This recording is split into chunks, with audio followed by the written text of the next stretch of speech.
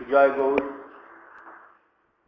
গতদিন আমরা শ্রী শ্রী গিরীন্দ্র বিহারীর কৃপায় অতি সুন্দর তত্ত্ব সমন্বিত সমস্ত কথা যা ভগবান কপিলদেব মাতা দেবহূতিকে শ্রবণ করিয়েছিলেন, তৎসমুদয় আমরা মহাপ্রভুর কৃপায় শ্রবণ করেছি। আজ তারই ঠিক পরবর্তী অংশ আমরা শ্রবণ করতে চলেছি।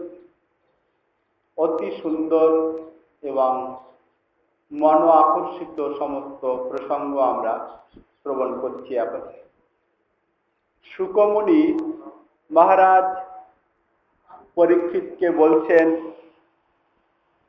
কি বলছেন? মনস্তু শতরূপায়ং তিস্র কন্যাস্য যজ্ঞে আকুতির্দেবহূতিশ্চ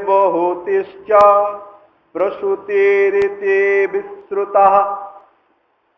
সেই মনুর কন্যাত্রয়ের কথা প্রথমে বর্ণনা করছি। তন্মধ্যে মধ্যমা কন্যা দেবী দেবহূতির প্রসঙ্গ আমরা সম্পূর্ণ শ্রবণ করেছি। এবারে জ্যেষ্ঠা কন্যা আকুতির কথা বলছেন। আকুতিকে বিবাহ দিলেন পুত্রিকা ধর্ম অবলম্বনে প্রজাপতি রুচির হস্তে।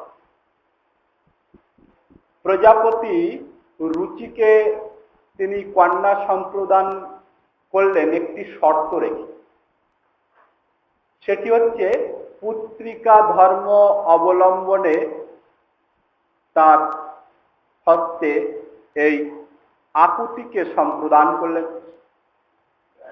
পুত্রিকা ধর্ম অবলম্বন কাকে বলা হয়েছে? যাদের নিজের পুত্র থাকে না, তারা এই জামাতার সঙ্গে একটি পরামর্শ রাখে, কথা রাখে যে তোমার যে পুত্র উৎপন্ন হবে তা আমাকে দিয়ে দেবে। কিন্তু এই মনু এবং শতরূপা দুটি পুত্র থাকার সত্ত্বেও এই শর্তে বিবাহ দিল যে তোমার যা সন্তান হবে প্রথমে সেটি আমাদের দিয়ে দিতে হবে। একেই শাস্ত্রে পুত্রিকা ধর্ম অবলম্বনে বিবাহ বলে উল্লেখ করেছেন। এবারে সেখান থেকে তাদের প্রথমে যে সন্তান হচ্ছে তার মধ্যে একজন পুত্র আর একজন কন্যা হল। তা পুরুষ রূপে যার জন্ম হলো তিনি হলেন সাক্ষাৎ যজ্ঞ ভগবান, আর কন্যা রূপে যিনি হলেন তিনি হলেন সাক্ষাৎ দক্ষিণা। বল যজ্ঞ ভগবান কি জয়। যজ্ঞ ভগবান। এবারে মনু মহারাজ কি করলেন? ওই যজ্ঞ ভগবানকে নিজের রাজধানীতে নিয়ে গেলেন, আর রুচি কি করলেন? তার কন্যা দক্ষিণাকে নিজের কাছে রাখলেন। এবারে তাদের মধ্যে যখন তারা যুবাবস্থায় পদার্পণ করল, দক্ষিণার সহিত এই যজ্ঞের বিবাহ দিলেন। এর অর্থ হচ্ছে কোনো যদি আপনি যজ্ঞ করেন তাহলে কিন্তু দক্ষিণা অতি অবশ্যই দেওয়ার নিয়ম। এটাই টিকাকারগণ সিদ্ধান্ত স্থাপনা করেছে। এবারে সেই যে দক্ষিণা আর যজ্ঞ ভগবান থেকে দ্বাদশটি পুত্র উৎপন্ন হল, তাদের নামগুলো আমরা একটু শ্রবণ করি। তাদের নাম তোষ, প্রতোষ, সন্তোষ, ভদ্র, শান্তি, বৃহস্পতি, ইদ্ম, কবি, বিভু, সান্য, সুদেব ও রোচন। এবারে এনাদের যাদের সঙ্গে বিবাহ হলো তাদের কথা বর্ণন করলেন এবং তাদের সেই বিস্তারিত বংশ বর্ণন করলেন, যা থেকে সমস্ত মুনি ঋষিদের সব সৃষ্টি হলো। ৪৫ জন অগ্নির সৃষ্টি হলো, ইত্যাদি ইত্যাদি তাদের বংশে বিস্তারিত বর্ণন করেছে।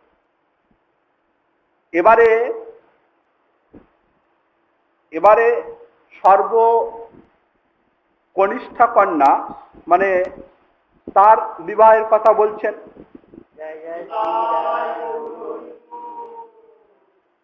সর্বকনিষ্ঠা প্রসূতির কথা বলছে। এবারে প্রসূতিকে কি করলেন?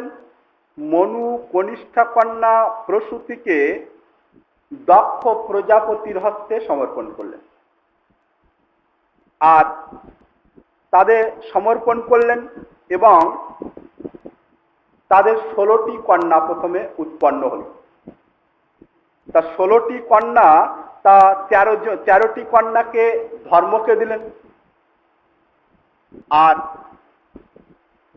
একটি সূর্যদেবকে, একটি পিতৃগণের উদ্দেশ্যে সমর্পণ করলেন। আর সর্বকনিষ্ঠা অতি প্রিয়া সতী নাম্নী কন্যাকে কি করলেন? ভোলেনাথ, এই সংহারকর্তা ভোলেনাথকে প্রদান করলেন। আর এবারে সেই 13 জনকে ধর্মকে দিলেন। তাদের নামগুলো আমরা একটু শ্রবণ করি, কারণ তাদেরই বংশ পরম্পরায় পৃথিবীতে একেবারে পরিপূর্ণিত। শ্রদ্ধা, মৈত্রী, দয়া, শান্তি, তুষ্টি, পুষ্টি, ক্রিয়া, উন্নতি, বুদ্ধি, মেধা, তিতিক্ষা, হ্রি ও মূর্তি। আর সর্বকনিষ্ঠা যা প্রজাপতির অত্যাধিক প্রিয়া, সেই যে সতী, তা ব্রহ্মাজির আদেশে তিনি সংহারকর্তা পরম প্রতাপী মহাদেবকে সমর্পণ করলেন। এবারে তাদের বংশ বর্ণনা করলেন। ক্রিয়া, উন্নতি, বুদ্ধি, মেধা, তিতিক্ষা ইত্যাদি তাদের যে বংশ, সে আবার বিশাল ভাবে শুকমুনি বর্ণন করে পরীক্ষিত মহারাজকে শ্রবণ করালেন। আর বলতে বলতে বলছেন যে সেই যে সতী মহাদেবের সঙ্গে বিবাহ হয়েছিল, তার কোনো সন্তান সন্ততি হয়নি। কারণ সেই সতী সে যৌবন কালেতেই নিজের পিতৃগৃহে স্বেচ্ছায় অগ্নিবরণ বা তিনি দেহত্যাগ করেছিলেন। এবারে শুকমুনিকে প্রশ্ন করছেন পরীক্ষিত মহারাজ, কেন মহারাজ, আপনি তো একটু পূর্বেই বললেন সেই দক্ষ প্রজাপতির ওই 16টি কন্যার মধ্যে সর্বকনিষ্ঠা কন্যা সতী তার অত্যাধিক প্রিয় ছিল এবং দেখতেও নাকি পরম সুন্দরী ছিল, রূপে গুণে সমস্ত দিক থেকে তার জয় জয়কার হতো। তা তিনি পিত্রালয়ে গিয়ে দেহত্যাগ করলেন, এ তো আমি ঠিক বুঝতে পারলাম না, এ তো আমার তো ঠিক বুঝতে পাচ্ছি না। আপনি কৃপা করে তার বিস্তারিত বর্ণন যদি আমাকে শ্রবণ করান। বলছেন, এ অতি উত্তম প্রশ্ন করেছ পরীক্ষিত, যা শ্রবণ করলে জীবের পরম মঙ্গল হয়ে থাকে। এবারে দেখো, এই শিব আর দক্ষের মধ্যে একদিন এক মহান বিদ্বেষের সৃষ্টি হল। একে অপরের সঙ্গে ভীষণভাবে রাগারাগি হলো। কিভাবে, সে আমি তোমাকে বর্ণন করছি, তুমি শ্রবণ করো। বলছেন, তখনকার দিনে প্রজাপতি দক্ষ সে সকলের উচ্চ স্থান ব্রহ্মাজি প্রদান করেছিলেন এবং ত্রিজগতে তারই প্রশংসা চতুর্দিকে কীর্তিত হতো। তার বল, তার প্রভাব, তার পরাক্রম ইত্যাদি দেখে সকলে বড় আশ্চর্যান্বিত হতো। আর তার যে তেজ ছিল, সেই তেজও ছিল মহা অদ্ভুত। একবার সমস্ত দেবতাগণ, সমস্ত মহামুনিগণ, গন্ধর্বগণ একটি সভা করলেন। সেখানে ব্রহ্মাজি আসলেন, বিধাতা ব্রহ্মাজি, ভোলেনাথও আসলেন। ভোলেনাথের পার্ষদগণও, তিনি যেখানে যান প্রভুকে ছাড়েন না, তার পার্ষদগণও সেখানে উপস্থিত ছিলেন। এবারে দক্ষ প্রজাপতির জন্য সকলে অপেক্ষা করছে। দক্ষ প্রজাপতি সে এমন তেজ, তার যে শরীরের তেজপুঞ্জ, তা ছিল বড় আশ্চর্যজনক। সেই সভাগৃহে যখন তিনি প্রবেশ করলেন, সেখানে ব্রহ্মাজি আর ভোলেনাথ বাদে সকলেই উঠে দাঁড়ালেন, স্বাগত জানালেন এবং তিনি অধ্যক্ষ সভাপতি, তাকে সুন্দর উপবেশনের জন্য আসন পূর্ব থেকেই ছিল, তাতে গিয়ে তিনি বসলেন। কিন্তু সকলেই দণ্ডবত প্রণাম ইত্যাদি করলেন। ব্রহ্মাজির কথা তো পৃথক, ব্রহ্মাজিকে এই দক্ষ গিয়ে প্রণাম করলেন। কিন্তু তখনও পর্যন্ত এত কিছু হয়ে গেল, অথচ তাঁর জামাতা ভোলেনাথ কিছু সারা শব্দ আকার ইঙ্গিত করেও তো, আপনি মৌন আছেন, কেউ আসলো তাহলে মাথাটা একটু হেলিয়ে তাকে সম্মান জানাল, তাও করলেন। একেবারে স্তম্ভের মতো বসে তিনি প্রভুর চিন্তায় বিভোর ছিলেন। ভোলেনাথ তিনি এমনই ভগবান যে তিনি কারোর প্রতি দেশ ভাবনা করেন না। এই পৃথিবী থেকে সকলকে, মানে সকলে যাদের তাড়িয়ে দেয়, পরম দয়ালু ভোলেনাথ তাদেরকে নিজের কাছে রাখে। দেখুন ভোলেনাথের দয়ার কথাটা কেমন আমরা একটু পূর্বেই শ্রবণ করে রাখি। আমরা যে ওই যে কি বলি বিচ্ছু দেখলে কি করি, বিচ্ছুই তো বলা হয়, বিচ্ছু দেখলে কি করি, ব্যাস লাঠিটা বের করে মুখটা থেতো করে বাইরে ফেলে দিই, তো কামড়াবে, জ্বর হবে, অসুস্থ হবে, প্রায় লোকই এমন করে এই সংসারের লোক। ভোলেনাথ তাকে স্থান দেন, তার সঙ্গেই থাকে ওই সমস্ত বিচ্ছু আদি, সর্পাদি,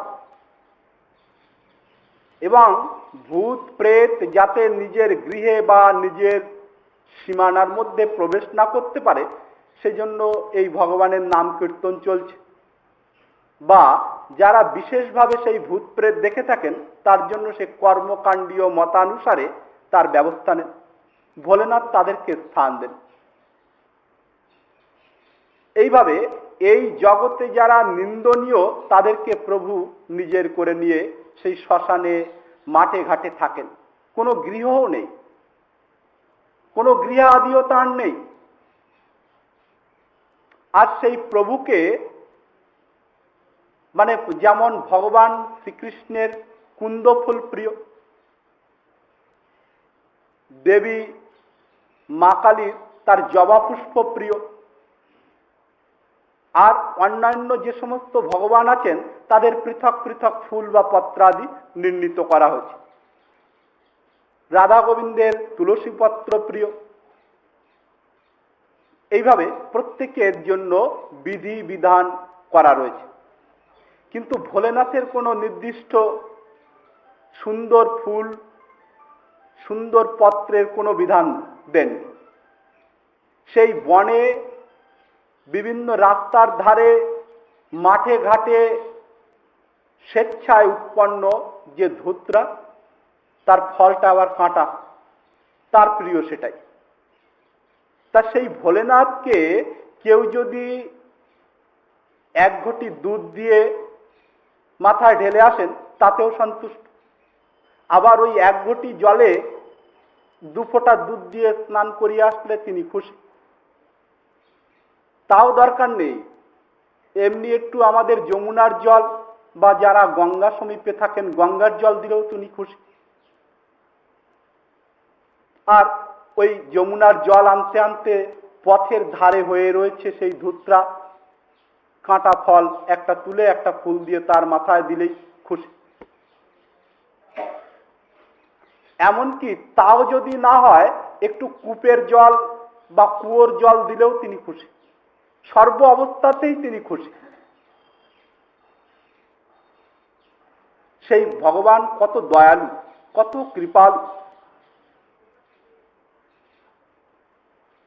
সেই ভোলেনাথের সঙ্গে এই দক্ষ মহাবিদ্বেষ আরম্ভ করছে। দেখুন, আপনি যদি রাধা গোবিন্দের সঙ্গে দেখা করতে যান, তাতে আপনি যত বড়ই মহাত্মা হন, যতই ভগবানের প্রিয় হন, সেখানে সখীরা দ্বারে বসে আছে, কি হে, এখন প্রভু কুঞ্জে রয়েছে, সাক্ষাৎ করতে পারবে না। সখীরা বল, আরে মহাশয়, এখন বেলা দুটো, প্রভু বিশ্রাম করছেন, এখন তুমি এসেছো, এখন দেখা হবে না। এবারে ভগবান রামচন্দ্রের সঙ্গে যদি আপনি দেখা করতে যান, তা সেখানে দেখবেন হনুমানজি বড় গদাটা কাঁধে নিয়ে দাঁড়ি হিসাবে দাঁড়িয়ে আছে। ও, কি জন্য এসেছো মহাশয়? প্রভুর সঙ্গে একটু সাক্ষাৎ করব। আরে তিনি তো এখন বিশ্রাম করছেন, এখন দেখা হবে না, তুমি ঠিক সময় মতো এসো। ঢুকতেই দেবেন না। কোনো মন্দিরে যাবেন, যাতে দেবী মন্দির হোক আর যে মন্দিরই হোক, পৃথিবীতে বহু দেবদেবীর মন্দির স্থাপিত আছে, সেখানেও সময় নির্দিষ্ট করা আছে, এই সময় আছে। কিন্তু দেখুন, আমাদের ভোলেনাথের কোনো মন্দিরে কপাট থাকে না। এমনি হয়তো গাছের নিচে একটি তার প্রতিমা স্বরূপে, তার মূর্তি স্বরূপে একটি শিবলিঙ্গ আছে। সেখানে কোনো সময়ের অপেক্ষা নেই, যখন খুশি তখন গিয়ে ওই এক ঘটি জল ঢাললে তিনি খুশি। তাহলে তিনি কেমন দয়ালু, কেমন কৃপালু আমরা অবগত হলাম যৎকিঞ্চিৎ। সেই ভগবান তিনি ওঠেননি বলে ওই অহংকারী দক্ষের ভীষণভাবে ক্রোধ হল। এত ক্রোধ হলো যে সে আর বলার কথা নয়।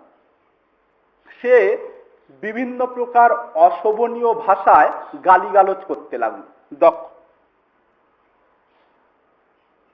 তিনি সভাতে উপবিষ্ট হয়ে বলছেন, এই সভ্য সবার মধ্যে এই অসভ্য ব্যক্তিকে কে স্থান দিয়েছে? সবাই গলা ঘুরিয়ে দেখছেন এই সমস্ত মুনিঋষি বৃন্দ তথা দেবতাগণ এবং মহাবিভূতি সকল এখানে রয়েছেন, এখানে অসভ্য ব্যক্তিটাকে সবাই গলা ঘুরিয়ে দেখছে, কেউ কিছু বুঝতে পারছেন।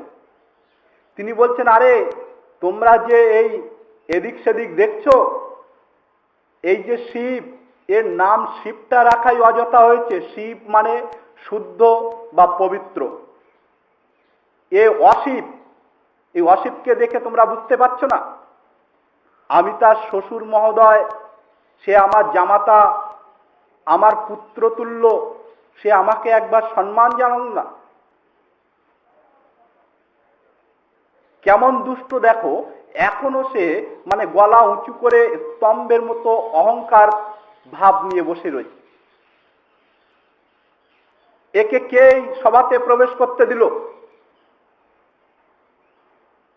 এইভাবে যা ইচ্ছা তাই অনেক কথা বলেছেন ভাগবতের ভাষায়। এবারে ভীষণভাবে ক্রোধিত হয়ে সে কি বলছে, দক্ষ সভা মধ্যে বলছে, এই শিব অশিব, দেবতাগণের মধ্যে অধম এবং নিকৃষ্ট। তাই আমি আজ থেকে নির্দেশ প্রদান করছি যে এই অশিবকে কেউ কখনো হবির ভাগ, যজ্ঞ ভাগ প্রদান করবে না।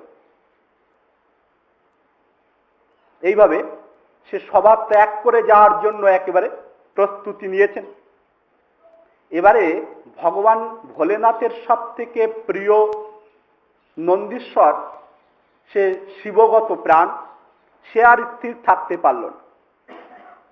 সে তখন ওই দক্ষকে বলছে, শাপ দিচ্ছে, বলছেন এই মূর্খ দক্ষের কখনো তত্ত্বজ্ঞান লাভ করতে পারবে না ব্যক্তি। আর কি বলছেন? বলছেন যে এ সাক্ষাৎ ভোলেনাথের সম্মুখে দাঁড়িয়ে আমাদের প্রভুকে নিন্দা করেছে, যার কোনো শত্রু নেই, যিনি সকলের প্রতি কৃপা পরবশ, তাকে কিনা তিনি এমন অশোভনীয় ভাষায় গালিগালাজ করে হবির ভাগ থেকে চ্যুত করে দিল। এর কখনো তত্ত্বজ্ঞান কোনোদিনে লাভ করতে পারবে না। আর এ মানে নিতান্ত স্ত্রী কামুক হোক, আর এর মুখটি অচিরাত মানে ছাগলের মুখে পরিণত হবে, ছাক মুন্ড প্রাপ্ত হবে অচিরাত, অল্প সময়ের মধ্যে। আর নন্দীশ্বর সমস্ত ব্রাহ্মণ যারা ছিল তারা তো বেশ আনন্দ নিচ্ছিল। দেখেন না, যারা মাৎসর্য পরায়ণ, একজন আরেকজনকে গালিগালাজ করলে অন্যেরা আনন্দ নেয়। তাই এই ব্রাহ্মণগণের মধ্যে ভৃগু, ভগ ইত্যাদি পুষা তারা উপহাসমূলক কিছু বলছিল, ইশারা করছিল, আনন্দ করছিল। তাই ক্রোধিত হয়ে বললেন, এই যে সমস্ত ব্রাহ্মণগণ তারা খাদ্যের অখাদ্যের বিচারহীন হয়ে যত্রতত্র শ্রাদ্ধ ভাণ্ডারা চুরি করা টাকা পয়সা দিয়ে অর্থ উপার্জন করে যে সমস্ত কর্ম করে সেগুলো এরা খেয়ে বেড়ায়, আর এগুলোই এরা খেয়ে বেড়াবে। আর উদরপূর্তির জন্য বিদ্যা তপস্যা ব্রত পালনাদি করে ধনার্জন করেও যজমানদের কৃত দাসের ন্যায় তারা ভিক্ষা প্রত্যাশী হয়ে ভিখারির মতন প্রতি গৃহীর দ্বারে দ্বারে গিয়ে ঘুরে বেড়াবে।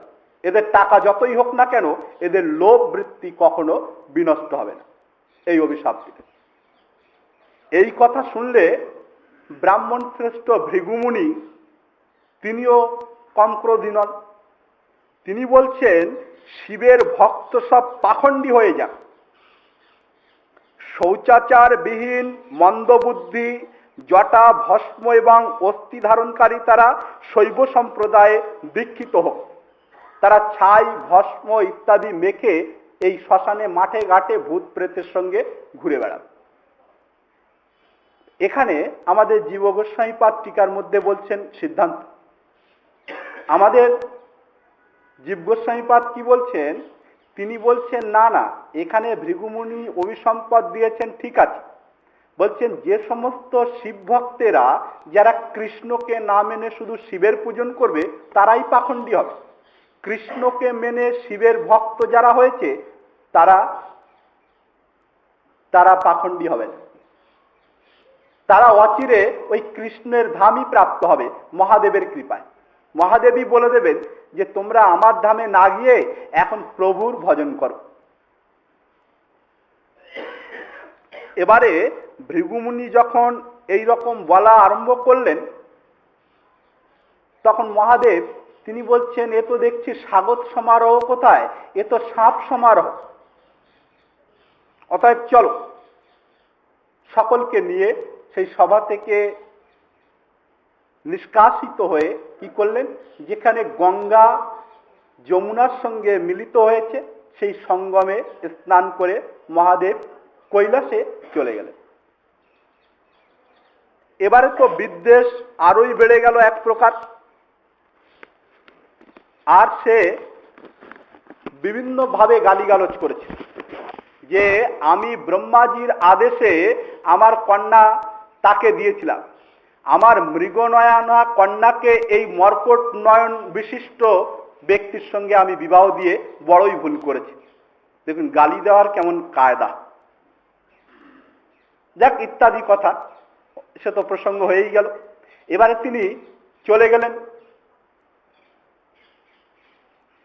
এবারে তিনি ঈর্ষান্বিত হয়ে এক মহান যজ্ঞের আয়োজন করলেন, যাকে বলা হয়েছে দক্ষ যজ্ঞ। সেখানে এই ত্রিলোকে এমন কেউ বিশিষ্ট ব্যক্তিরা বাকি ছিলেন না যে তাদের নিমন্ত্রিত করা হয়নি। মানে প্রত্যেকেই নিমন্ত্রণ করেছেন, কেবল উমা আর পার্বতীকে ছেড়ে, কেবল সতীকে ছেড়ে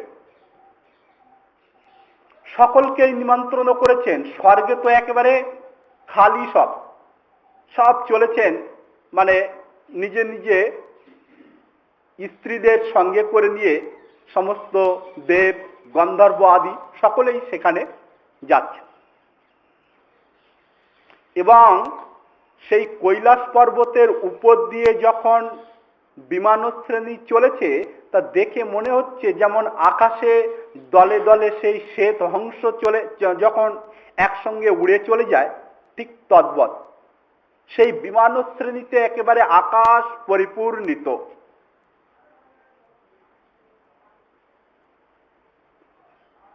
দেবী সতী এই দৃশ্য দেখে বড়ই আশ্চর্য অনুভব করছে এবং তিনি ভাবছেন এই সমস্ত দেব দেবীরা তারা এত সেজে গুজে কোথায় যাচ্ছে। মানে একেবারে সেই সমস্ত দেবীদের আর সময় নেই, যে যার বিমানের মধ্যে করে মানে অলংকার কিছুটা করে আরো নিয়েছেন, সেগুলো ধারণ করতে করতে চলেছে। সেই সকাল থেকেই দেখছেন অনেকক্ষণ ধরে দেখছেন। তারপরে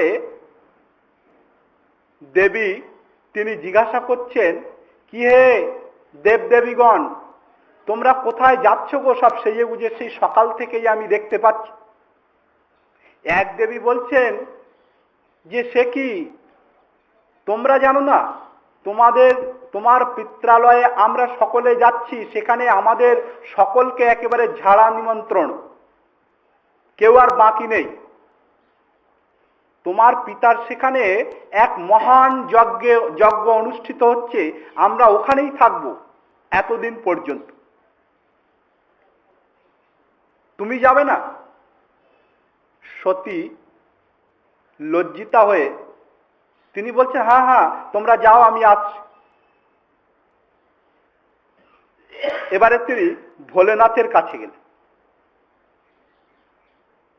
বলছেন, হে পরমেশ্বর, হে স্বামী, আপনার শ্বশুরের সেখানে, কথা বলার শৈলীটা দেখুন, আপনার শ্বশুরের সেখানে এক যজ্ঞ অনুষ্ঠিত হচ্ছে, সমস্ত দেব দেবী গন্ধর্ব ত্রিলোকে সকলেই নাকি নিমন্ত্রিত, তা আপনি যাবেন না আপনার শ্বশুরের সেই যজ্ঞে? বলছেন, তাহলে সকলেই তো নিমন্ত্রিত শব্দটি তুমি প্রয়োগ করলে, তা হে দেবী আমাদের কোনো নিমন্ত্রণ পত্র এসেছিল কি?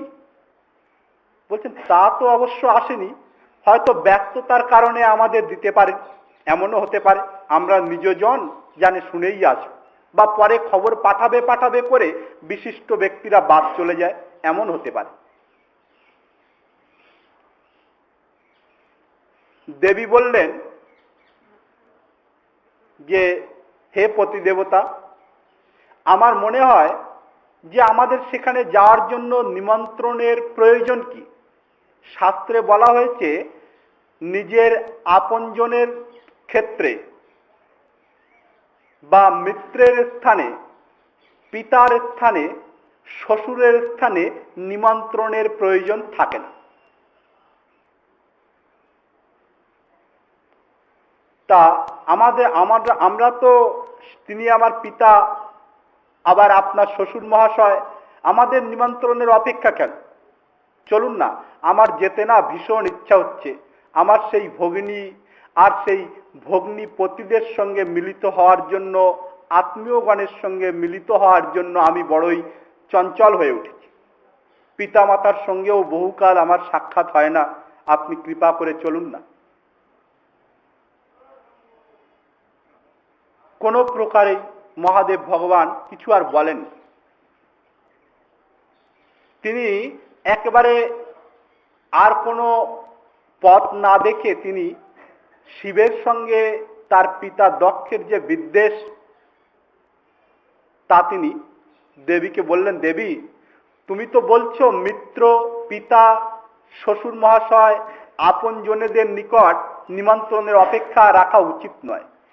এ কথা ঠিক, কিন্তু দেখো এই কিয়ৎদিন পূর্বে তোমার পিতার সঙ্গে আমার এক মহা বিবাদ হয়েছে। যে বিবাদটা হয়েছিল সেটি পূর্ণরূপে বর্ণন করে শ্রবণ করালেন। দেবী খানিকক্ষণ তো মুখ বন্ধ করে কিছু বললেন না, যে সত্যই তো অন্যায় হয়েছে। আবার একদিকে তিনি কন্যা কিনা তাই ভাবছেন নিজের অধিকারকে নিয়ে, যে আমি একবার আমার পিতা মাতার কাছে গিয়ে এ বিষয়টা আলোচনা করব, কেন এমন বলবেন। এবারে ভোলেনাথ বলছেন যে হে দেবী, তুমি যদি বলো যে তুমি আমার পিতাকে প্রণাম করতে পারতে, সেক্ষেত্রে আমি তোমাকে বলি যে আমি সেই শ্রী গোবিন্দ ছাড়া, সেই কেশবকে ছাড়া আর তো কাউকে কখনো আমার সম্মুখে বিশেষ দেখি না। আমি সর্বদাই ধ্যানে নিমগ্ন থাকি। তা আমি সে সময় সেই গোবিন্দের চিন্তা করছিলাম, আর সেই সময়তে তোমার পিতা যা খুশি তাই আমাকে বলে অসম্মান করেছে। আর হে দেবী, এই যে যজ্ঞ অনুষ্ঠিত হচ্ছে এ শুধু আমার জন্যই, মানে আমার প্রতি দেশ বিদ্বেষ প্রদর্শন করানোর জন্য। এবং আমাকে সেই আবির্ভাব থেকে চ্যুত করেছে। অতএব এই যে যজ্ঞটা হচ্ছে আমাকে সাহায্য করার জন্য, আর তুমি সেখানে যেতে চাইছো আমার অর্ধাঙ্গিনী হয়ে, এ ঠিক নয়।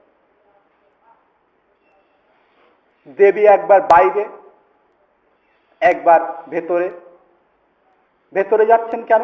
মহাদেব যদি অসন্তুষ্ট হন, তিনি জানেন যে তিনি সমর্থবান, যদি কোনো অভিসম্পদ প্রদান করেন। আবার বাইরে যাচ্ছেন কেন? সেই যে দেবদেবীরা সব নিজেদের বিমানে করে চলেছেন, সেই দৃশ্য দেখছেন। এবারে তার মনটা পিত্রালয়ে গমনের জন্য আরো অত্যাধিক রূপে উৎসুক হয়ে উঠল। এবারে তিনি এমন ভাবে ক্রোধিতা হলেন দেবী, যেন ত্রিলোককে ভস্মীভূত করে ফেলবেন, এত ক্রোধিত হয়েছে। মহাদেবকে গিয়ে বলছেন, হে স্বামীন, আমি চললাম। এবং এমন ক্রোধিত হয়ে তিনি অতি দ্রুত গতিতে চলেছেন যে সে আর বলার কথা না। মহাদেব চিন্তা করলেন, কালের গতি বড় বলবান, দেবী যদি এখানে থাকে তাও তার মৃত্যু, তিনি যদি পিত্রালয়ে যান সেখানে আমাকে অবমাননার কারণে সে প্রাণ ত্যাগ করে। কিন্তু কালের গতি, এ আমার দ্বারাও কিছু করা সম্ভব নয়। নন্দী আদি সমস্ত পার্শ্বদগণকে ইঙ্গিত করলেন যে তোমরাও তোমার মাকে সাজিয়ে গুছিয়ে নিয়ে যাও, ওই পথেই সাজিয়ে গুছিয়ে সুন্দরভাবে নিয়ে যাও। নন্দীশ্বর আদি তারা গিয়ে বলছেন, হে মাতো, আপনি কোথায় যাচ্ছেন? বলছেন, দেখো আমার পিত্রালয়ে না এক যজ্ঞ হচ্ছে, তোমাদের ভগবান তিনি তো গেলেন না, আমাকে যেতে হবে। তো বলছেন যে মাতাজি আমরা যাব? বলছেন, হ্যাঁ তোমরা গেলে তো খুব ভালো হয়, চলো চলো। তারপরে বৃষপরি আড়ুলো করিয়ে মাতাকে সুন্দরভাবে মানে বাদ্যযন্ত্র বাদন করতে করতে পিত্রালয়ে নিয়ে গেলেন।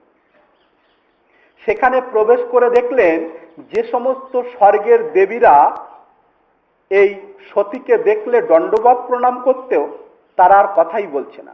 দক্ষ পূর্ণরূপে আজ্ঞা প্রদান করেছে। সে দক্ষর তখন বিশাল প্রভাব, দেবতারা পর্যন্ত ভয় পায়। সেই দক্ষ বলেছেন, শিব সম্বন্ধীয় যারা শিবের সহিত সম্বন্ধ স্থাপনা করবে, তাদের সম্বন্ধিত ব্যক্তিদের সঙ্গে যারা কথাবার্তা বলবে তারা আমার শত্রু। যে সমস্ত দেবদেবীরা মাতাকে দেখলেই দণ্ডবত প্রণাম করেন, তারা মুখটা ঘুরিয়ে নিচ্ছে। পিতার সম্মুখে গেলেন, পিতা তো একেবারে বক্র নয়ন করে অন্যদিকে তাকিয়ে থাকলো এবং অন্য কার্যান্তরে গমন করছে, যে দেবীকে দেখেইনি, সতীকে। তার মাতা তাকে আলিঙ্গন প্রদান করলেন এবং কুশল বার্তা জিজ্ঞাসা করলেন। তার ভগিনীগণ একে অপরে আলিঙ্গন প্রদান করলেন এবং কুশল বার্তা জিজ্ঞাসা করলেন, কিন্তু সকলেই দুঃখী। তার ভগিনীগণ আর মাতা ছাড়া আর কেউ তার সঙ্গে কথাই বলল না। তারাও কথা যে বলছে ভগিনীগণ, তারাও ভয়ে ভয়ে।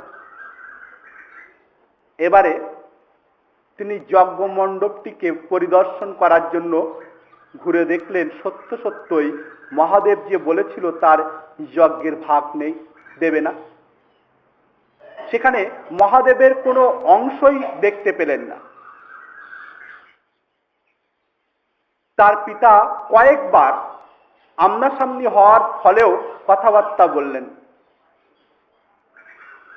এবারে আবার যখন সামনাসামনি হয়েছে, যখন দক্ষ তিরস্কার করে বলছেন, দেখো ওই অসুচি, ওই অশিব, ওই নিকৃষ্ট শিব সে নিজে আসতে পারেনি, তাই ওই নির্লজ্জ নিজের অর্ধাঙ্গিনীকে এখানে পাঠিয়ে দিয়েছে। কেমন নীচ, কেমন হীন। এবারে দেবীর মধ্যে এমন ক্রোধ উৎপন্ন হলো যে আবার যেন তিনি একেবারে এই ত্রিলোককে দগ্ধীভূত করে ফেলবেন। চোখগুলো একেবারে লাল হয়ে গেল। আর মনে হচ্ছে তিনি এখনই এই ত্রিলোককে গ্রাস করবেন বা দগ্ধীভূত করবেন, এমন মনে হচ্ছে। দেবী তখন চিন্তা বলছেন ওই দক্ষকে বলছেন যে হে পিত, আজ আমার ঘৃণা হচ্ছে যে আমি আপনার ওই শরীরের দ্বারাই উৎপন্না হয়েছি। আজ আমার জন্মটা এক শিবদ্রোহীর দ্বারা। আমি আপনাকে ঘৃণা করি।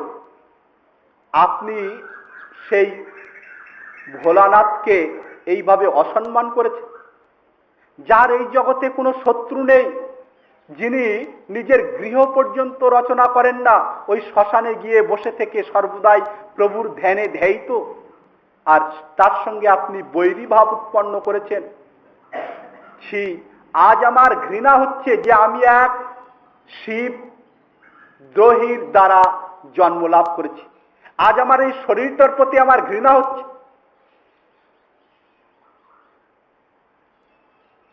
না না, আমি আর সেই ভোলেনাথের কাছে ফিরে যাব না। তিনি যখন আমাকে বলবেন এসো এসো হে দাক্ষায়ণী, দক্ষের পুত্রী ইতি দাক্ষায়ণী, তখন আমার মরে যাওয়াই শ্রেয়।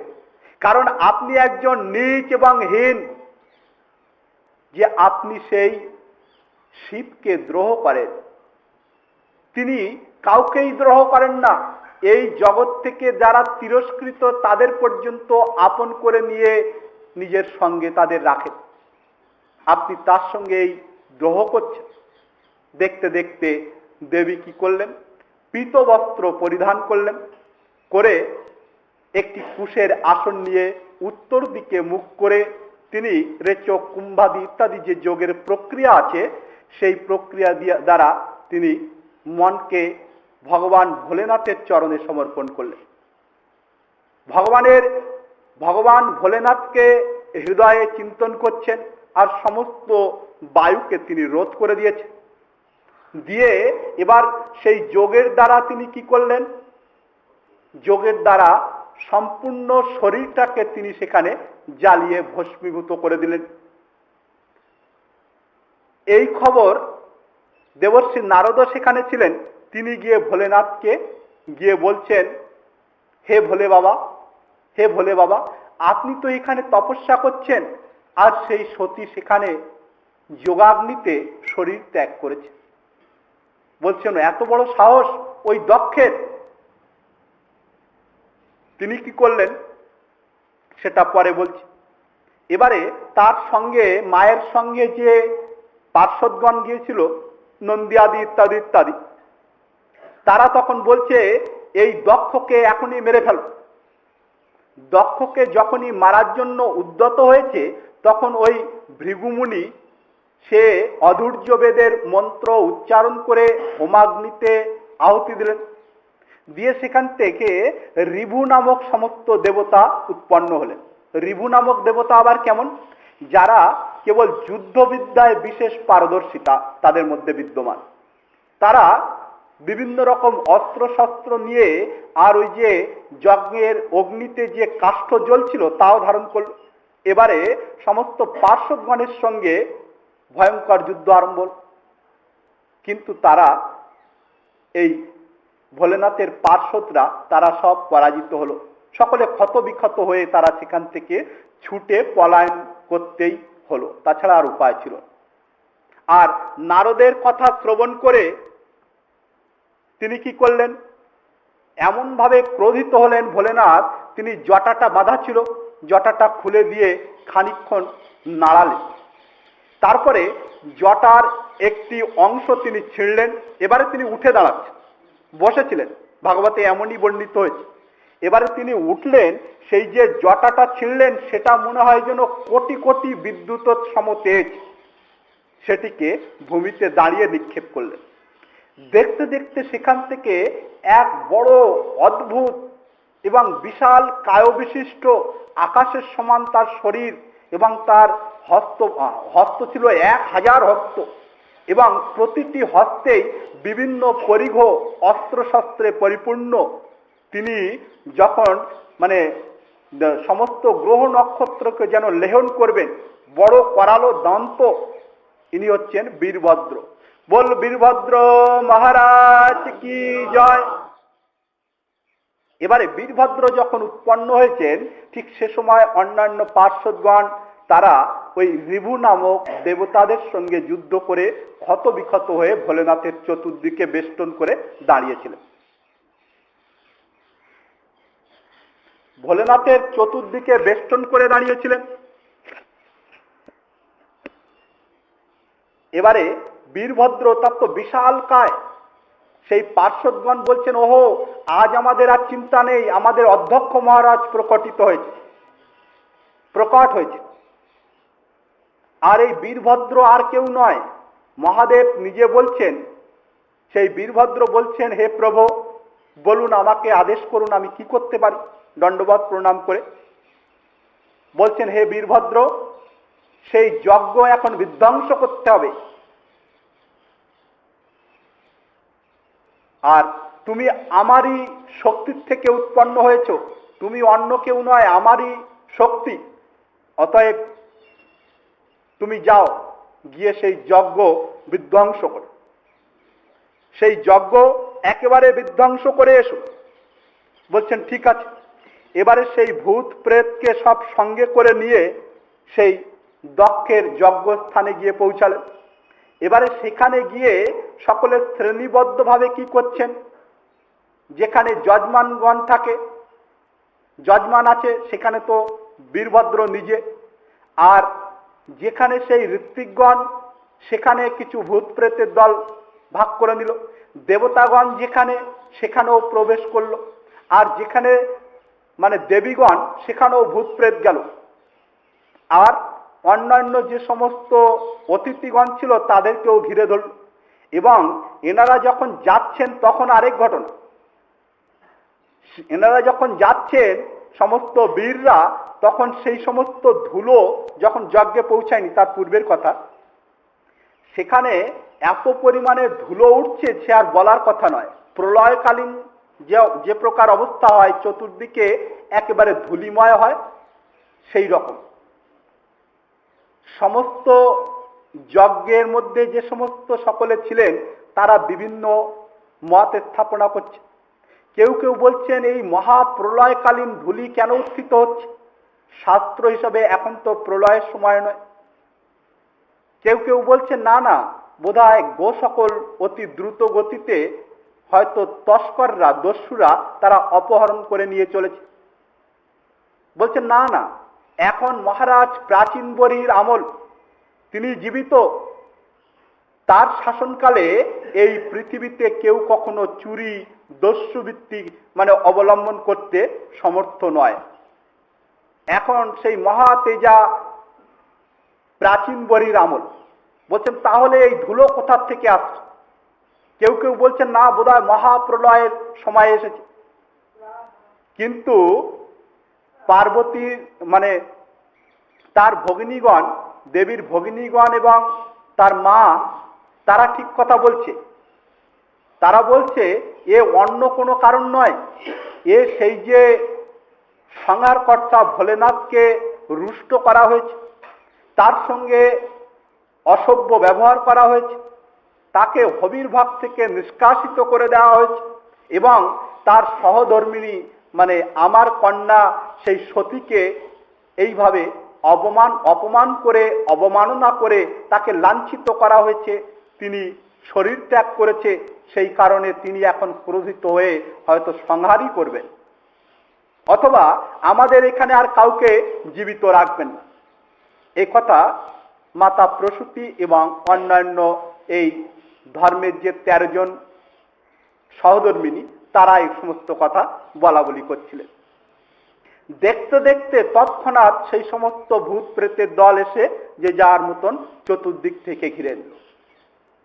এবার তো সে ভয়ঙ্কর অবস্থা,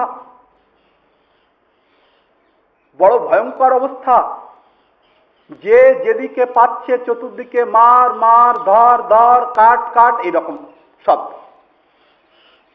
এবারে সমস্ত দেবতাগণের মানে দেবতাদেরও নিস্তার নেই, দেবতাদের তো আরো বেশি করে উত্তম মধ্যম দেওয়া হচ্ছে। সমস্ত দেবতাগণ ক্ষত বিক্ষত হয়ে গেল। যে সমস্ত দেবতাগণ ছুটে পালিয়ে যাচ্ছিলেন তাদেরকে ধরে আবার বেদম প্রহার, আর যে সমস্ত দেবীগণ ছিল ভূত প্রেতেরা মানে মহাদেবের পার্শ্বদরা তাদের কিন্তু প্রহার করেনি, তাদের উপরে তর্জন গর্জন দেখাচ্ছে। এই তোমরা এখানে এসেছো, সাহস কম না, আমাদের প্রভু আসেনি, কি করে আসলে? সেই সমস্ত দেবীরা তো ভয়ে একেবারে জড়সড় হয়ে যাচ্ছেন, কিন্তু তর্জন গর্জন খুব দেখাচ্ছেন।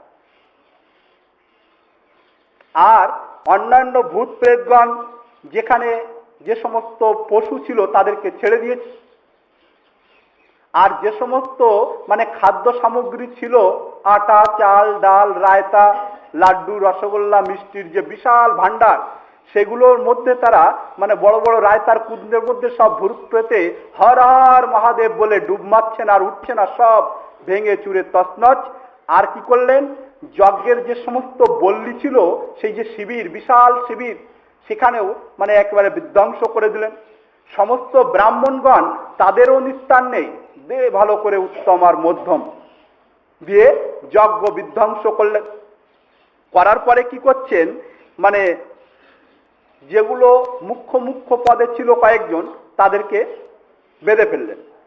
ভৃগুং ববন্ধ মণিমান বীরভদ্র প্রজাপতিম চণ্ডেশ পুষণম দেবং ভগম নন্দীশ্বর গ্রহিত।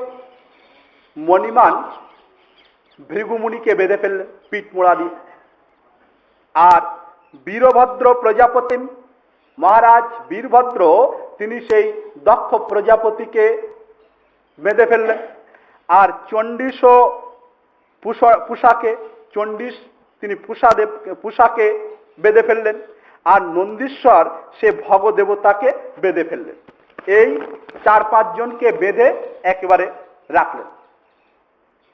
নন্দীশ্বর বলছেন যে হে মহারাজ, বীরভদ্রকে বলছেন এই কটাই হচ্ছে নষ্টের গোড়া, এই যত গন্ডগোলের মূলে এই কয়জন। বলছেন আচ্ছা, এত বড় সাহস। এবারে নন্দীশ্বর তিনি নালিশ করছেন, বলছেন, তিনি বলছেন তাহলে বলো, এই ভৃগু এ তো দেখছি বড় সাধু, বড় বড় দাড়ি, আবার জটাগুলো বড় বড়, তাই এ সাধু হয়ে কি অপরাধ করেছে বলো? বলছেন প্রভু বীরভদ্রকে বলছেন যে হে বীরভদ্র মহোদয়, কি আর বলবো, এই যে সাধু এ বড় ভয়ঙ্কর লোক, খুব বেকা। কেন, কি করেছে? বলছেন আমার প্রভুকে এই দক্ষকে বেঁধে ফেলেছেন। দক্ষের দিকে আঙুল দিয়ে বলছেন এই দক্ষ যখন অসম্মান করছিল দাড়িতে হাত দিয়ে দিয়ে খুব আনন্দ নিচ্ছিল। বলেন আচ্ছা, এত বড় সাহস,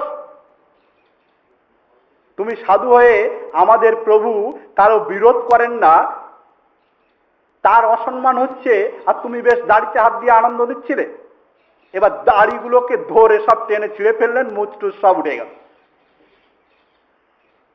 এবারে বলছেন ঠিক আছে, এই মানে পুষা কি করেছিল, এ কি করেছিল, এ কি করেছিল? বীরভদ্রকে বলছে নন্দী যে মহারাজ এ তো আরো দুষ্ট। কেন? বলছেন আমার প্রভুকে যখন অবমাননা করছে, অসম্মান করছে, সে দাঁত বের করে কি হাসি তার। বলছেন ও এই ব্যাপার, গলাটা ধরে মাটিতে ফেলে এমন কিল মারলেন সে দন্ত সব বেদান্তি হয়ে গেল, আর একটাও দাঁত রইল না। আর ইনিকে বলছেন ইনি হচ্ছেন ভগদেব। ইনি কি করেছিল? বলছেন ইনি মানে আমাদের প্রভুকে যখন অসম্মান করছিল ওই সভাগৃহে চোখ দিয়ে ইশারা করছিল, খুব ভালো হচ্ছে, খুব ভালো হচ্ছে। বলছেন আচ্ছা, এত বড় সাহস। ক্রোধিত হয়ে গলা ধরে মাটিতে গলাটা চেপে ধরে রেখে 2 আঙুল দিয়ে চোখ দুটোকে উপড়ে দিলেন। আর এই দক্ষ এ কি করেছিল? বলছেন প্রভু এই তো নাটের গোড়া, এ তো মূল সূত্রধর, যত গন্ডগোল করেছে এই ব্যক্তি, এ তো দক্ষ, এই তো প্রভুকে অসম্মান করেছে। বলছেন আচ্ছা, এত বড় সাহস! বীরভদ্র নিজের অস্ত্র দিয়ে তার গলাটাকে কেটে ফেলবেন বলে সিদ্ধান্ত নিয়েছে। দক্ষকে মাটিতে ফেলে তার বুকের উপরে বসে অস্ত্র দিয়ে তার গলাটা ছিন্ন করার চেষ্টা করছে। কিন্তু কি আশ্চর্য, বীরভদ্র তা 1000 হস্তবিশিষ্ট ব্যক্তি, আবার মহাদেবের শক্তি, তাকে কিছু করতে পারছে।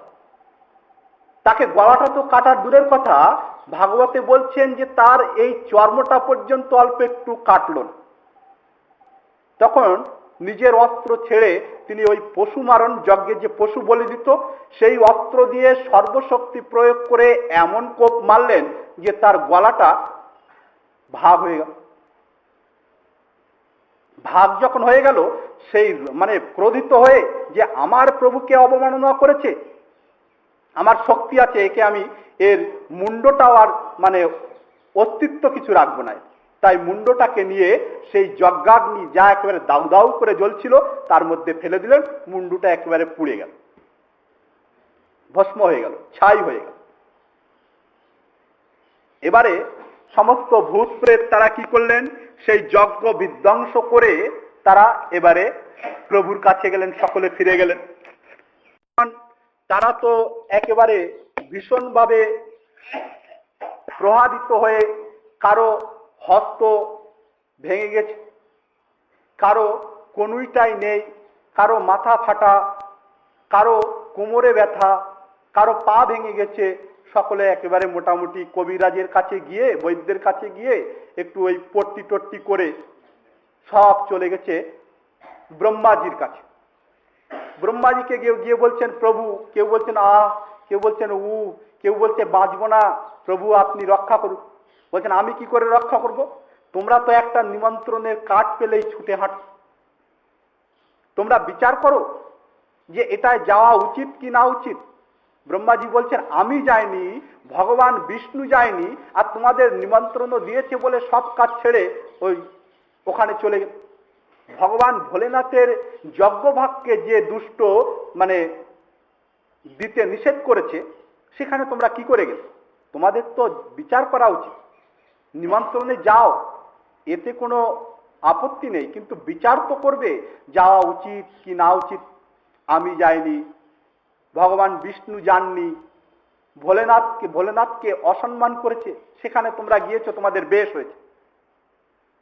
বলছেন যে হে আদিদেব, আপনি এমন বলবেন না, আমরা ভীষণভাবে কষ্ট পাচ্ছি, আপনি কৃপা করে কিছু একটা করুন। বললেন ঠিক আছে, দেখো সেই রুদ্র ভগবানের সম্মুখে তোমরা যে যাবে, তিনি যদি ক্রোধিত হন তাহলে তো তোমাদের আবার শেষ করে দেবে। তোমরা যাও, গিয়ে বুঝে শুনে দণ্ডবাদ প্রণাম করে ক্ষমা টমা চেয়ে নাও, তিনি তো আশুতোষ, আবার সবকিছু মাপও করতে পারেন। দেবতাগণ হাত জোড় করে বলছেন হে ব্রহ্মাজি, আপনি যদি কৃপা করে আমাদের সঙ্গে চলেন তাহলে খুব ভালো হয়, আপনি কৃপা করে চলুন। আপনি না গেলে আমাদের সাহস হচ্ছে না যে আমরা সেই ভোলেনাথের সম্মুখে যাই। পরম কৃপালু ব্রহ্মাজি তিনি বললেন ঠিক আছে, আমিও যাচ্ছি। বলছেন প্রভু আপনি গিয়ে আগে ভোলেনাথের সঙ্গে কথাবার্তা বলবেন, যদি তার ক্রোধ যদি শান্ত হয়ে থাকে তাহলে আপনি আমাদের হাত ইশারা করে ডাকলেই আমরা গিয়ে প্রভুর স্তব স্তুতি করা আরম্ভ করে দেব। বলছেন ঠিক আছে চলো। এবারে সমস্ত দেবতাগণ কেউ খোঁড়াতে খোঁড়াতে, যদিও আকাশ মার্গে যাচ্ছেন, ভীষণভাবে কষ্ট হচ্ছে। এবারে কৈলাসের বর্ণনা করেছেন ভাগবতে। তা শুকমুনি বলছেন হে পরীক্ষিত, সেই যে কৈলাসের বর্ণনা সে তো বড় অদ্ভুত। সেখানে কত সুন্দর সুন্দর নদ নদী বয়ে চলেছে, কত সুন্দর সুন্দর বৃক্ষাদি, তা আবার ফল এবং পুষ্পাদিতে পরিপূর্ণিত, এবং সেখানকার জল একেবারে অমৃত তুল্য। সমস্ত কিন্নরগণ, সমস্ত গন্ধর্বগণ তারা নিজেদের স্থান থেকে ওই কৈলাসে গিয়ে স্নান আদিও করেন। আর একটি নদী আছে, দেখতে দেখতে যাচ্ছেন দেবতারা, সেই নদীর জল একেবারে পদ্মের সৌরভ। কারণ সেই নদীটা আসছে কোথার থেকে, যেখানে এই দেবী উমা দেবী যেখানে স্নান করেন, দেবী সতী, সেইটা স্নান করতে করতে মানে মাতার গায়ে তো সেই পদ্মের গন্ধ, তা সেই গন্ধটা এখনো পর্যন্ত বয়েছিল। সকলে সেই জল স্পর্শ করে নিজেদের কৃতার্থ মনে করলেন। এইভাবে কৈলাসের যে শোভা, সেখানে হেন কোনো বৃক্ষ নেই যে সেখানে নেই। সমস্ত ফল, সমস্ত পুষ্পের এবং সমস্ত বিশাল বিশাল বৃক্ষাদি সেখানে পরিপূর্ণ। সেখানে মানে সেই কৈলাসে প্রবেশ করতেই মানে অলৌকিক সুগন্ধি আসছিল। এইসব দেখতে দেখতে সমস্ত দেবতাগণ তারা এক জায়গায় কেউ কেউ স্নানও করলেন, জলপানও করলেন। তারপরে সেখান থেকে ভোলেনাথ তিনি কেমন জায়গায় বসে আছেন দেখুন। অতি সুন্দর একটি বটবৃক্ষ, বিশাল বড় বটবৃক্ষ, তার উচ্চতা হচ্ছে মানে উঁচুটাই হচ্ছে 100 যোজন বিস্তৃত উঁচুতে, আর তার শাখা প্রশাখা আদি যে বিস্তৃত হয়ে আছে তা হচ্ছে 75 যোজন বিস্তৃত। 100 যোজন উচ্চ আর 75 যোজন হচ্ছে তার বিস্তৃত শাখা প্রশাখা। সেখানে কোনো পক্ষীর নীড় নেই। পক্ষীর নীড় থাকলে সেখানে তারা বিষ্ঠাদি ত্যাগ করবে, কিন্তু সেখানে তা নেই। সেই মানে শীতল বৃক্ষতলে, অত বড় বৃক্ষ শীতল হওয়াটা স্বাভাবিক, সেই শীতল বটবৃক্ষের মূলে তিনি একটি কুশাসনে মহাদেব বসে আছেন। কেমন লাগছে দেখতে? বলছেন সাক্ষাৎ শান্ত মূর্তি ধারণ করে যেমন যমরাজ মানে ধর্মরাজ বিদ্যমান হন, ঠিক তদনুরূপ মনে হচ্ছে। তিনি শান্ত, পরম শান্ত হয়ে বসে রয়েছেন। সম্মুখে মহামুনিগণ রয়েছেন এবং চতুষ্ষণ সনক সনন্দন সনত কুমার আদি রয়েছেন, আর আর তার নিজ সখা ধনপতি কুবের সেখানে তার সেবায় ব্যস্ত ছিলেন। সেমতো অবস্থায় ব্রহ্মাজি দেবতাদের নিয়ে সেখানে উপস্থিত হলেন। একে অপরের প্রতি সম্মান প্রদর্শন করালেন। মহাদেব ভগবান তিনি উঠে দাঁড়ালেন এবং ব্রহ্মাজিকে প্রণাম করলেন এবং বসার জন্য আসনাদি প্রদান করালেন। কারণ এখানে মানে মহাদেবের তত্ত্ব কিন্তু ব্রহ্মাজির থেকেও আরো বিশেষ।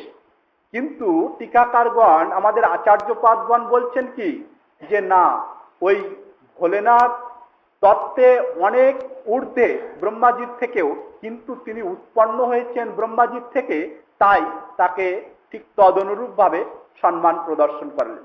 টিকাকর এই কথা বলে বলছেন যেমন ভগবান রামচন্দ্র, ভগবান কৃষ্ণচন্দ্র, তারা তো সাক্ষাৎ পরমেশ্বর ভগবান, তো তারা ওই জন্ম নিয়েছিলেন বলে পিতামাতাকে দণ্ডবাদ প্রণাম করতেন। এগুলো লৌকিক আচার বা এগুলো করণীয়, করতে হয়।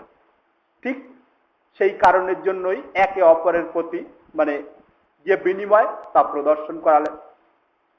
তারপরে ভগবান ভোলেনাথ এবং ব্রহ্মাজির মধ্যে অনেক তত্ত্বকথা আদান প্রদান। এবারে তিনি পরম শান্ত মূর্তিতে আছেন।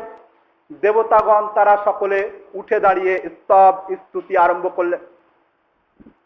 বলছেন হে ভগবান, হে ভোলেনাথ, হে পরমেশ্বর, হে সংহারকারী ইত্যাদি ইত্যাদি ভাবে সম্বোধন করে বলছেন যে আমরা দেখুন আমাদের দিকে কৃপা করে। আর ব্রহ্মাজিও বলছেন যে হে রুদ্রদেব, বাস্তবিক সেই দক্ষের যজ্ঞ তো বিধ্বংস হয়েছে, যা হয়েছে ঠিকই হয়েছে, এতে যা হওয়ার তাই হয়েছে। কিন্তু বড়ই দুঃখদ বিষয় যে দেবতারা ভীষণভাবে কষ্ট পেয়েছে, তাদের হস্ত পদাদি সমস্ত কিছু ভগ্নিত হয়েছে, তারা কষ্ট পাচ্ছে, অতএব আপনি কৃপা করুন।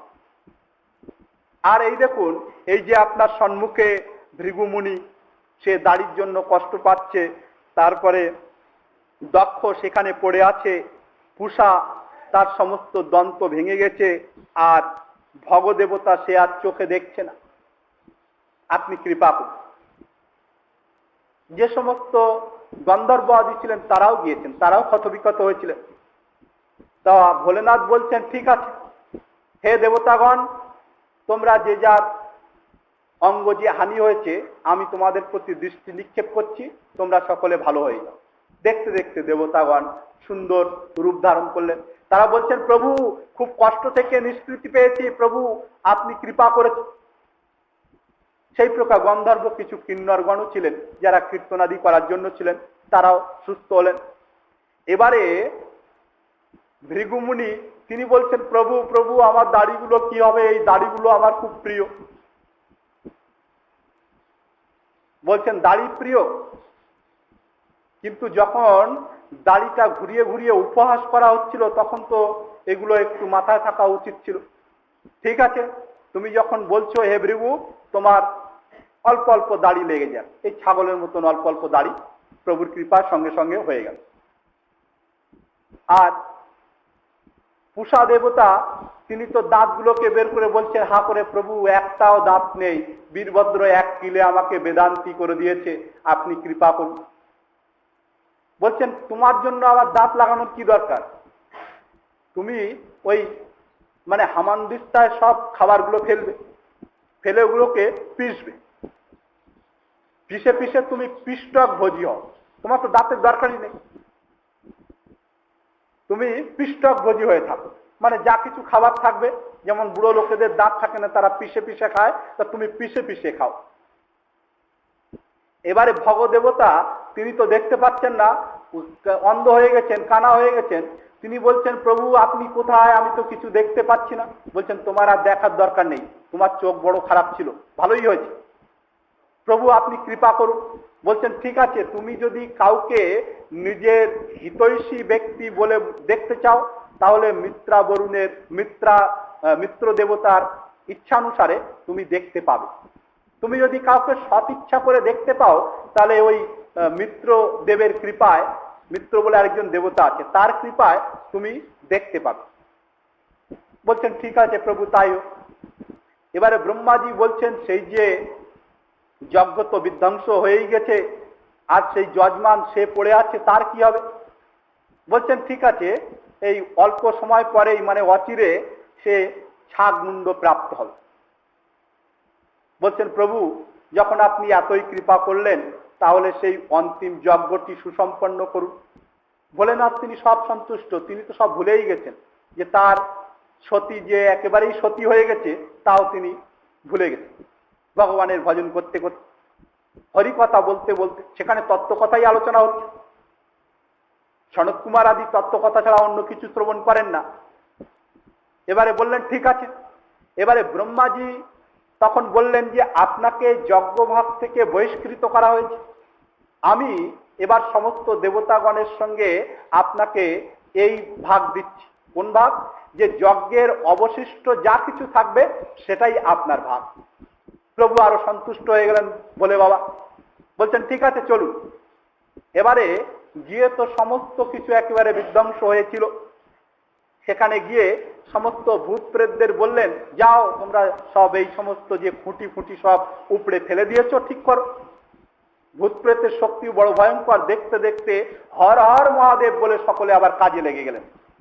যেমন ফেলতেও সময় লাগেনি, আবার ঠিক করতেও সময় লাগলো না। সব তৈরি করে যে জিনিস যেখানে ছিল, যেখান থেকে ছুঁড়ে ফেলেছিল, একেবারে হাওয়ার গতিতে এনে সব আবার যজ্ঞ মণ্ডপ একেবারে তৈরি। যেটা করতেই হয়তো 2 মাস লাগতো, ও দেখা গেল যে 10 মিনিটেই সব তৈরি। সব পার্শ্বগণ এসে বলছেন প্রভু সব আপনার নির্দেশ অনুসারী সব ঠিক করে দিয়েছে, কিন্তু এখন যে এই দক্ষ সে তো মরে পড়ে আছে, কি করবেন প্রভু? বলছেন ঠিক আছে। এবার যজ্ঞের তো অনেক পশু ছাগ বলিও দিতেন, এবারে একটি ছাগ মুন্ড ওই দক্ষের সঙ্গে সংযোগ করে দিলেন, আর প্রভু যোগ অবলম্বন করে তা সংযুক্ত করে দিলেন। এবারে সেই ছাগলের মতন কি করছে, সে স্তব স্তুতি করছে। এবারে মনুষ্য যদি স্তব স্তুতি করে তাহলে কিন্তু অত আনন্দ না। মনুষ্য স্তব স্তুতি করার জন্যই প্রভু মুখ দিয়েছেন। এখন মনে করুন কোন তোতা পাখি তিনি যদি একটি গোপী গীত শ্রবণ করে আমাদের শ্রবণ করান, আমরা তো একটি মানুষ গাইলে যে ধন্যবাদ দিতাম তার থেকে ওই টিয়া পাখিকে ধন্যবাদটা অনেক বেশি দেবো। আহা দেখো সে পক্ষীজনী প্রাপ্ত হয়ে কত সুন্দর গোপী গীত গাইয়ে আমাদের শ্রবণ করালো। তা ভোলেনাথ সেই ছাগলের মতন কণ্ঠে যখন নিজের স্তব স্তুতি শুনছেন, তিনি মানে হেসে ফেলেছেন, মানে সন্তুষ্ট এমনিই হয়ে গেছে। আর সেই দক্ষ কি স্তবস্তুতি করছেন, বলছেন, হে ভগবান, হে ভব, আমি বাস্তবিকই আপনার অপরাধ। আপনি আমাকে কৃপা করে প্রাণ সঞ্চার করেছেন, এতেই আমি বুঝতে পারছি যে আপনি কেমন দয়ালু, কেমন কৃপালু। আমি বাস্তবিকই খুব নিকৃষ্টতম জঘন্য কাজ করেছি আপনার সঙ্গে, আপনাকে অপমান করেছি। প্রভু, আমার তো নরকে পতিত হওয়ার কথা ছিল, কিন্তু আপনার কৃপা কেমন যে আপনি আমাকে নরকে পতিত হতে দেননি, আপনি আমাকে কৃপা করে প্রাণ দান করেছেন। প্রভু, আমি আপনাকে দণ্ডবত প্রণাম করি, নমস্কার করি, আপনার কাছে আমি ক্ষমা প্রার্থী। যদিও আমি জানি এই কাজের জন্য আমি ক্ষমাও হয়তো পাবো না, কিন্তু আপনি কৃপা করে আমাকে পূর্ব থেকেই ক্ষমা করে দিয়েছেন। বললেন, ঠিক আছে, আমি সমস্ত অপরাধ তোমার ক্ষমা করলাম, এখন এই যজ্ঞ সুসম্পন্ন করা যাক। এবারে ভোলেনাথ নিজে থেকে সেই যজ্ঞ সুসম্পন্ন করাচ্ছেন। যজমান মানে নিজ শ্বশুর ছাগমুণ্ড যুক্ত হয়ে রয়েছেন, তাকে দিয়ে যজ্ঞ সুসম্পন্ন করাতে চলেছেন। এবারে যখন যজ্ঞ পূর্ণ আহুতি দিলেন সমস্ত ঋত্বিকগণ, দেখতে দেখতে সেখানে ভগবান শ্রীবিষ্ণু এসে উপস্থিত হলেন। বল ভক্তবৎসল ভগবান কি জয়। এবারে ভক্তবৎসল ভগবান এসে তিনি বলছেন যে, হে দেবতাগণ, দেখো, যেখানে ভগবান রুদ্রদেব নেই, যেখানে ব্রহ্মাজি নেই, সেখানে আমিও নেই, সেখানে আমিও যাই না, আমিও গমন করি না। দেখো, আজ ব্রহ্মাজি রয়েছেন, রুদ্রদেব রয়েছেন, সেই জন্য আমি স্বাভাবিক রূপেই অন্তিম আহুতিতেই আমি এসে উপস্থিত হয়েছি। হে দেবতাগণ, মনে রেখো, আমাদের এই ত্রয় দেবতাকে, তিন দেবতাকে যারা পৃথক জ্ঞান করবে তাদের সর্বনাশ হবে, তাদের ভজন সাধন সব বিফলে যাবে। আর এই তিন অন্য কেউ নয়, আমি ব্রহ্মা রূপে রয়েছি, আমি শিব রূপে রয়েছি, আমরা তিনজন একাত্ম। অতএব আমাদের মধ্যে যে সমস্ত ভক্তেরা আমাদেরকে ভেদ রূপে পরিদর্শন করবে তাদের অকল্যাণ হবে। তা হে দেবতা, তোমরা সবসময় মনে রাখবে, আমরা যেখানে যাব না তোমরাও যাবে না। দেখো, তোমাদের কি দুর্দশা না তোমাদের হয়েছিল যে আজ রুদ্রদেব কৃপা করে তোমাদের পূর্ণ অবয়ব প্রদান করেছে। এইভাবে ভগবান শ্রীবিষ্ণু এবং তিনি নিজেই প্রতিপাদন করলেন যে ব্রহ্মাজি আর শিবের মধ্যে, আমার মধ্যে কোনো প্রকার বিন্দু মাত্র প্রভেদ নেই। হে দক্ষ, তুমি যে এই শিবের সঙ্গে বিদ্বেষ করেছিলে, এ তোমার করা উচিত হয়নি। যাক, তিনি পরম কৃপালু বলে তোমাকে নরকে পতিত হতে দেননি, তোমাকে কৃপা করে ঠিক নিজের স্থানেই রেখেছেন। এবারে প্রথমে দক্ষ স্তব স্তুতি করলেন, ব্রহ্মাজি স্তব স্তুতি করলেন ভগবান শ্রীবিষ্ণুর, আর রুদ্র ভগবান স্তব স্তুতি করলেন। যক্ষ, গন্ধর্ব, কিন্নর, কিংপুরুষ, উরগ, মহরগ গণ তারা পৃথক পৃথক রূপে প্রভুকে স্তব স্তুতি করলেন। এইভাবে মানে সেই স্তব স্তুতি তো একবারে বিশাল রূপে, অত বিশাল এই মাসিক পারায়ণের মধ্যে বিস্তার করা সম্ভব নয়। প্রত্যেকেই স্তব স্তুতি করলেন। আর প্রভু পুনরায় তিন দেবতা যে এক, তাদের মধ্যে কোনো ভেদ দেখতে নেই, সে কথা আবার বলে তিনি সর্বসমক্ষে অন্তরিত হয়ে গেলেন। বল ভক্তবৎসল ভগবান কি জয়। এবারে যজ্ঞ সম্পূর্ণ হলো।